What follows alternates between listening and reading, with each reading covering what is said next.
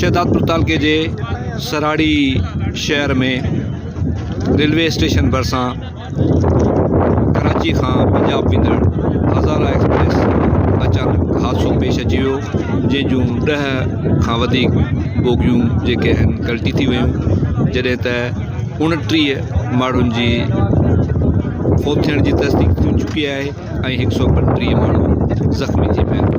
ज़ख़्मियुनि ऐं फौतुनि खे शहदादपुर, नवाब शाह, सराड़ी जे अस्पतालुनि में मुंतक़िल कयो आहे।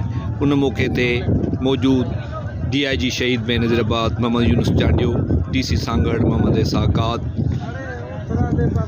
DHO सांगड़ फैज़ मोहम्मद वरी सां पिणु ॻाल्हि ॿोल थी, जिन तस्दीक कंदे ॿुधायो त हिते दर्दनाक हिकु हादसो पेश आयो आहे, जॾहिं त पुलिस, आर्मी जा जवान ऐं सराड़ी जे इलाइक़े जे माण्हुनि जेका तमामु घणी जदोजहद कई आहे, उहा इलाही अहम ऐं अहमियत वारी आहे त लोकल माण्हुनि जो कुझु हिमत ऐं जुरत जो बंदोबस्तु करे कयो।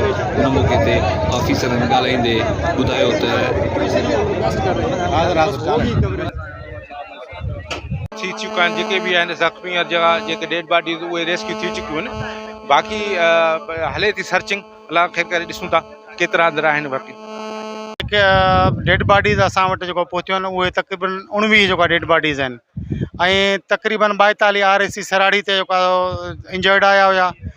कुझु जेके हिते फस्ट एड ॾियण जहिड़ा हुया उन्हनि खे असां हिते फस्ट एड ॾियारी आहे बहितरीनु तरीक़े सां, ऐं बाक़ी जेको असां नवाब शाह जेके सीरियस हुया नवाब शाह उनखे रिफ़र कयो PMC।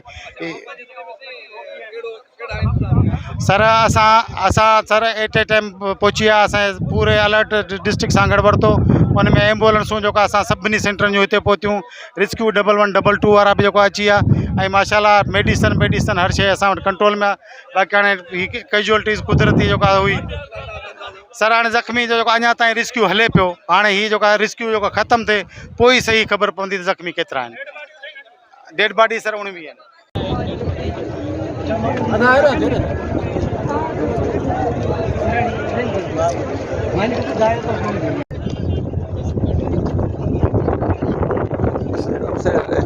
चंडी वाले बिलावल वाले खबर कान्हे।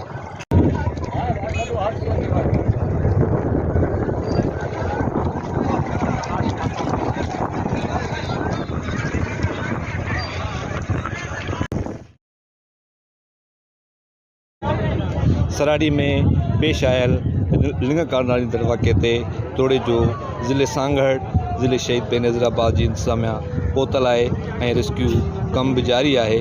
ज़रूरत इन ॻाल्हि जी आहे त हिन वाक़े जी चङी तरह सां बारीक़ बीनी सां जांच कई वञे त ही कहिड़े अंदाज़ ऐं कहिड़े तरीक़े सां पेश आयो। जी